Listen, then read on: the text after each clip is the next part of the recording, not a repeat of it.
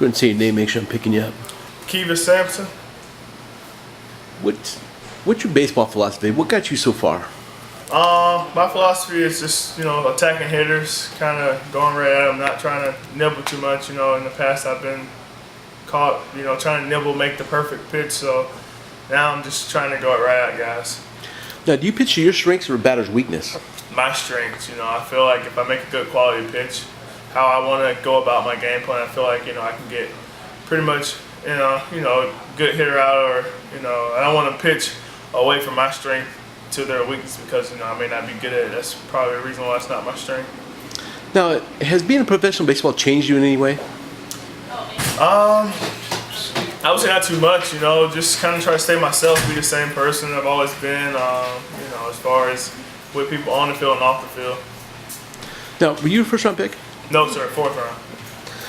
Now, you've obviously been successful, especially with your age, but there's a lot of first-round picks that they say, man, these guys have all the talent in the world, and they're getting passed by guys drafted in the 50th round sometimes. How does that happen? Just what the team needs at the time, some guys in the first round may not want to push them as hard as they push a guy in the 50th round just because they have so much invested in them. But it's kind of like what the team needs at the time, and who's hot at that time. That first round may not be hot at the time, so it's more like I say what the team needs.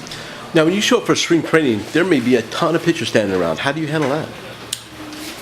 Just kind of, like I say, go about doing things how I always have done it, not try to do too much, just be myself, try to get to know everyone though, try to take in some of the, experience and stuff, the guys who've been there, done that, had like 18-year careers, you kind of want to take in some knowledge, be a sponge and soak it all up.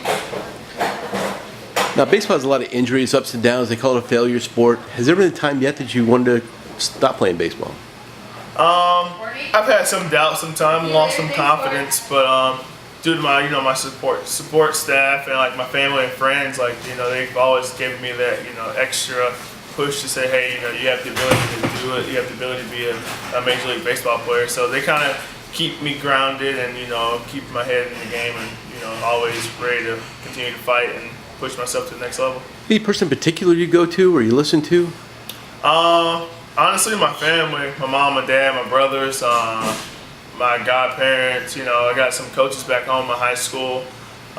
Jock Jones helps me out a lot. Talk to him a lot. Jimmy Jones down at AA pitching coach helps me out.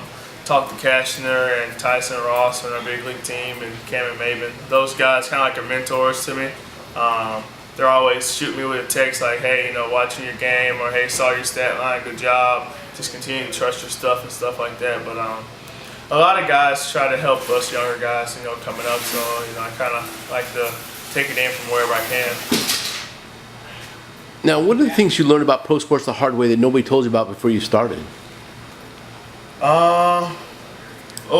Overcoming failure, growing up, a lot of us guys who have, been drafted, we kind of really didn't go through failure in high school and some guys in college. I was a high school guy, so, when I got the pro ball, I had success early on, and then once I hit those walls to where, it was giving up 5-6 runs or walking this many guys or even injury, just overcoming, the adversity and stuff like that, I wasn't taught that because I had always succeeded in, sports and life. So overcoming that was, I would say, was the biggest adjustment for me. You think somebody could have taught you that, or do you have to go through it? I honestly think you have to go through it. It can't be taught because if you've never experienced something, you know how to deal with it. So me going through it, it was kind of easier for me to, learn how to cope with it or how to get through it. And, and once it came back again, then I already knew how to, go about it.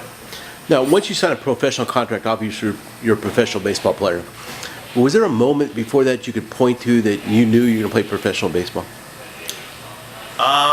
Probably once, I would see 50, 60 scouts at my high school games, I didn't believe it until my first high school game. I think it was like my junior year, when I looked back and I was looking at all these radar guns pointed up, and I'm like, looking at my coach, like, well, what are these people here? Like, well, those are all pro scouts for you.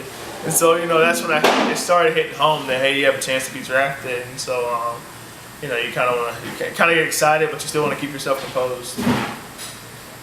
You read the sports pages, what people write about you, or where you're ranked in MLB top 30 or stuff like that? No, I stay away from that stuff. That stuff can get to you, man. I mean, I've seen a lot of guys who go every night and look at their stats and or look at what someone posts about them, and they just like kind of get frustrated. But you know, you can't do that and expect not to feel some kind of way about, you know, a certain individual. You know, they may become interview you, and you may have ill feelings towards them, like, hey, you wrote this about me, now you wanna, you know, talk to me, have an interview. So I kind of stay away from that stuff. You know, my mom and dad maybe will like say, hey, this was wrote about you, and I just kind of shrug it off, like, you know, hey, okay, you know. But That was the next question. Did your mom and dad call you and say, hey, guess what I read about you? Or? no, my dad played ball, so you know, he kind of knows you know, his way around things. But you know, some things he'll mention stuff like, hey, it's been great, you need to attack hitters more, or you know, people see that you're kind of shying away from your off speed or your fastball now. Just kind of more of things that help me in the game, not about like the critics like saying, you know,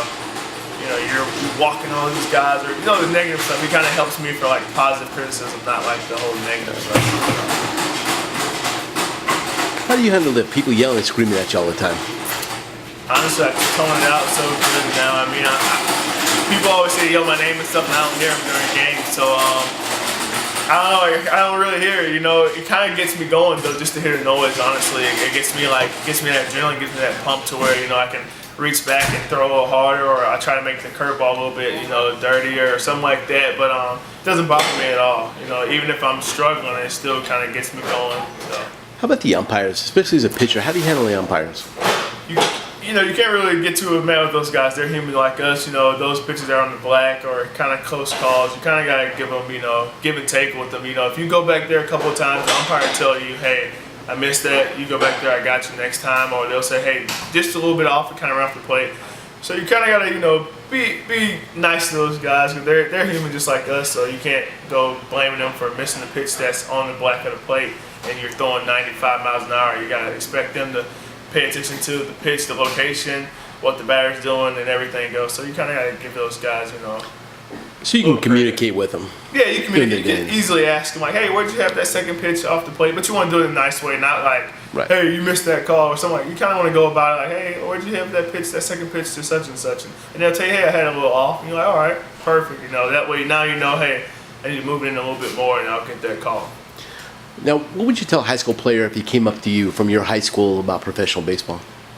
I would say it's a grind. You know, if you're not mature enough to be able to handle the grind of being away from your family, you know, having that, you know, no curfew and no parents to look after you and stuff like that, then go about it. If that's your dream to always become a Major League Baseball player, then go ahead and do it. But you know, if you need to do a little bit more mature and stuff like that, I would say, you know, go to college or JUCO route for a little bit, and you know, kind of get that experience away from home, and you know, and because once you get into pro ball and you're alone, you kind of hold yourself accountable for everything you're doing. No more, you know, mom and dad waking you up for practice or waking you up for school. It's you have to get yourself up. You're an adult now, so.